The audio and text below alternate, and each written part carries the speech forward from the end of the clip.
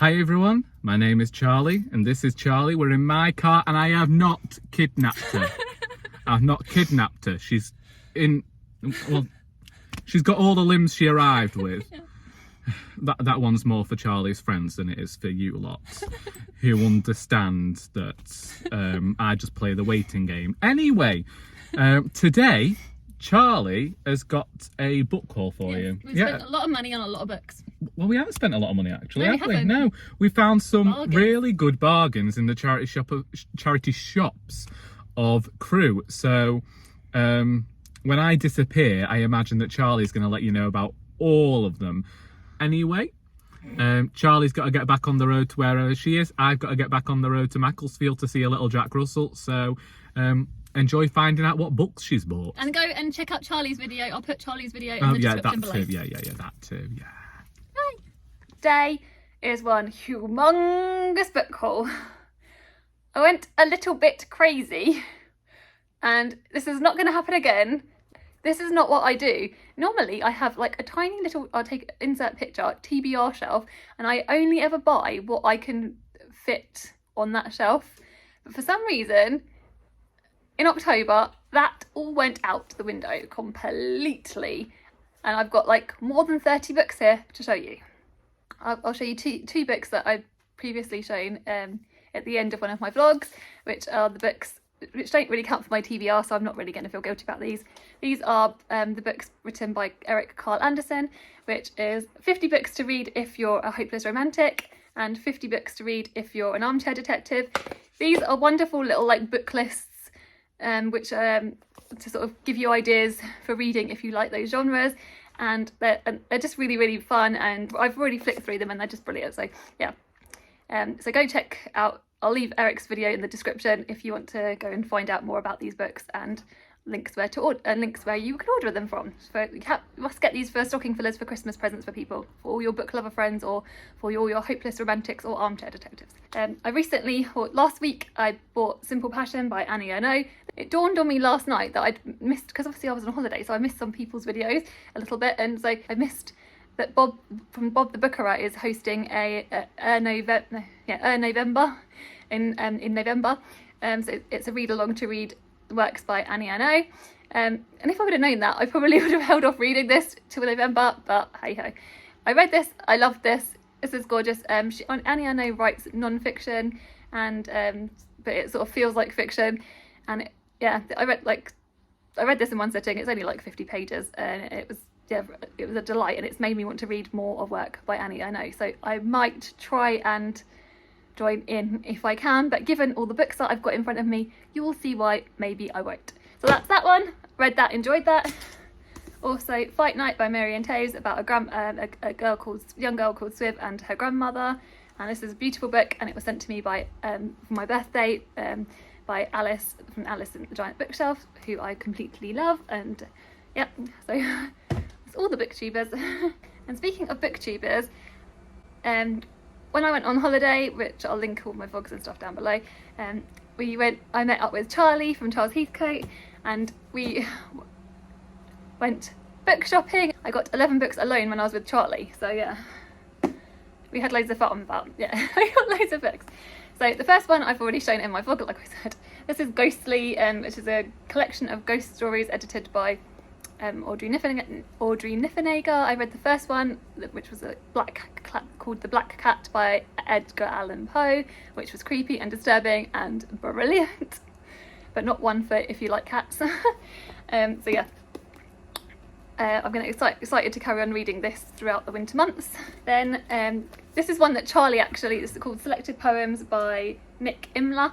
This is one that Charlie picked up first, but then we found another one that they wanted more, so I nabbed it from them, which so it's just, obviously it's a poetry collection. It's Fable one, it looks in good condition. I have no idea what the themes in this are going to be, but once I've read it I probably will send it to Charlie if they still want it.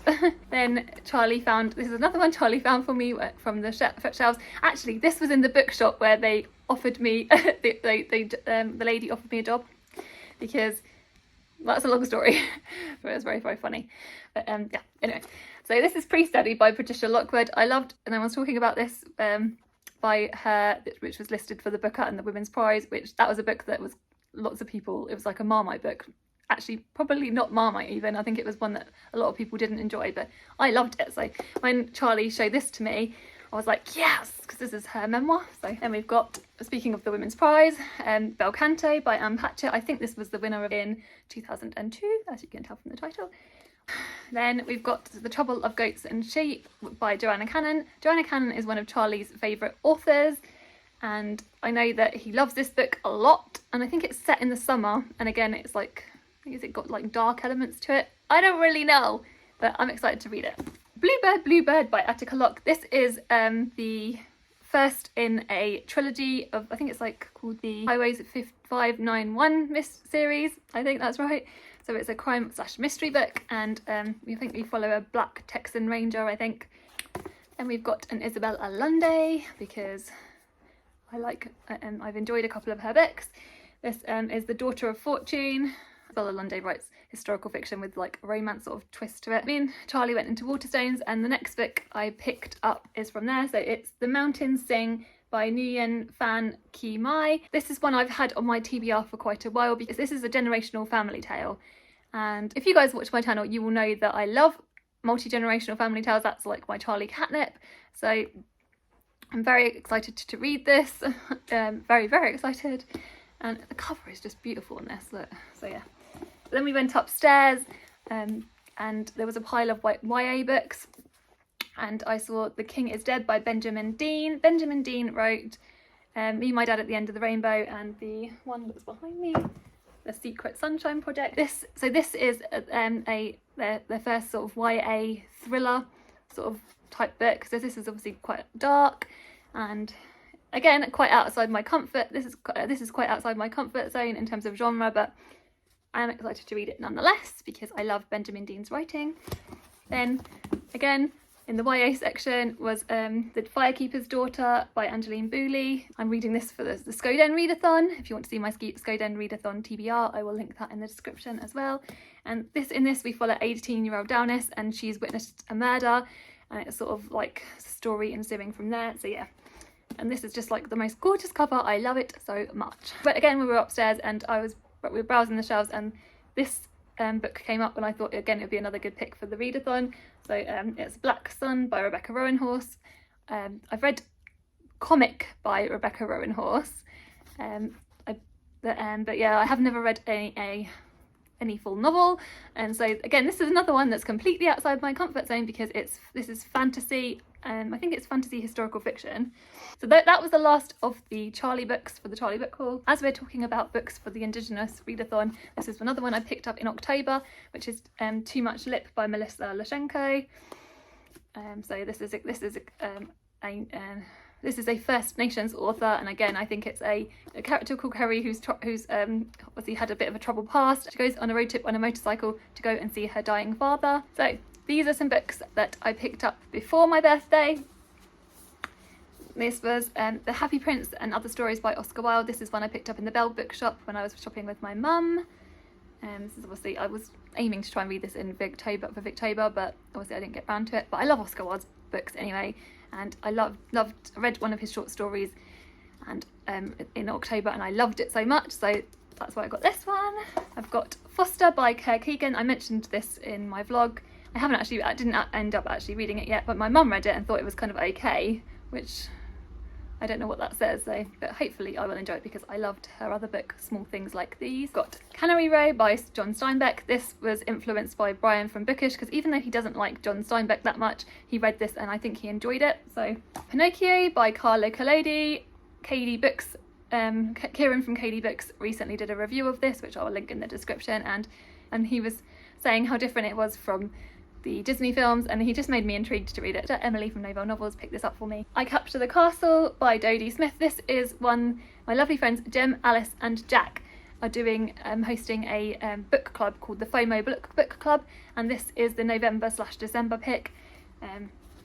I will link their announcement videos in the description below about the FOMO Book Club, about what that is and which books they're reading. But yeah, this is the first one, so I'm hoping to try and get to this in November or at the beginning of December if I don't, because I've got quite a lot of books to read in November, as you will see. So yeah, So I will keep going with the second-hand book. So when I was on holiday, again, this is one I picked up on holiday.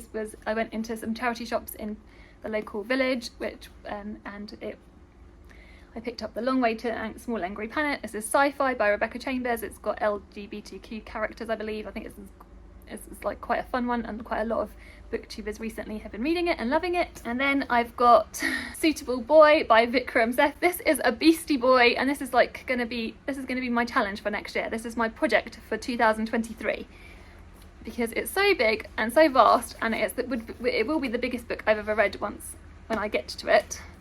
But I saw this in a charity shop and I couldn't not get it, because like you never see this in charity shops unless like, anyway, you tell me if you guys have seen it, but no, I just thought I had to pick it up. So right, we're down to the last stack.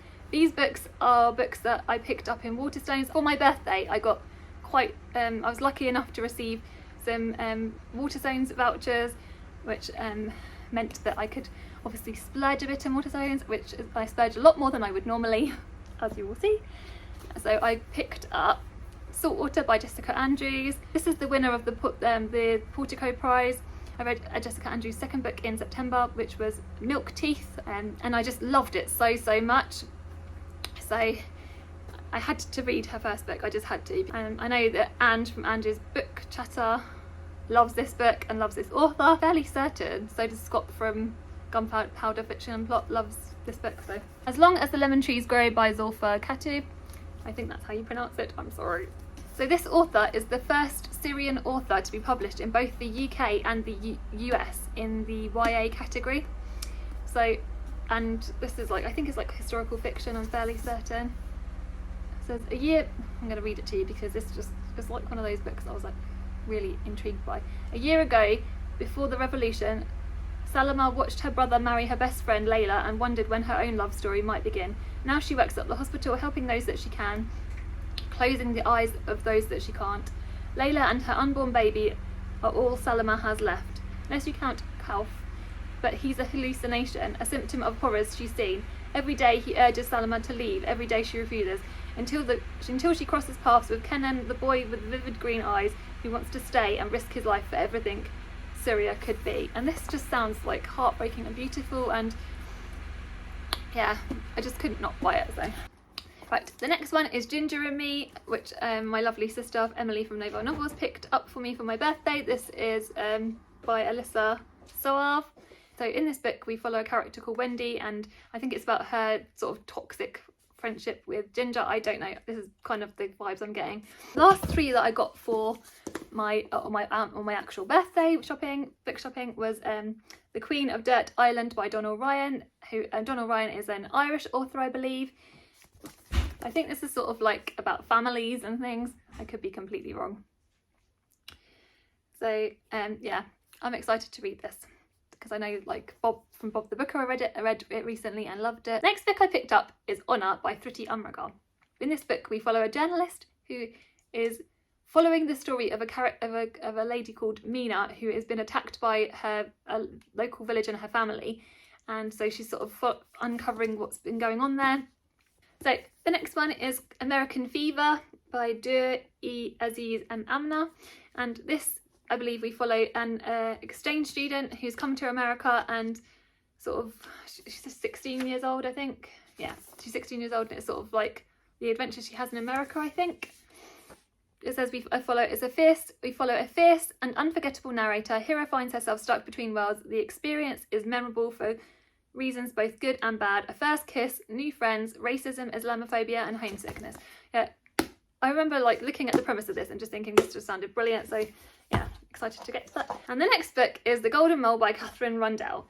And I heard about this through Eric Carl Anderson's channel, and it's a non-fiction, and it's just got loads of cool like images in it, and this book kind of gives me Lost Words vibes because obviously all the beautiful imagery and sort of like that thing. So I know that this is one I think I'm hopefully maybe try and read with my daughter, because it's sort of the type of non-fiction we like to read together, and it's just so beautiful. Like the images are just gorgeous. So yeah, I'm excited to read this.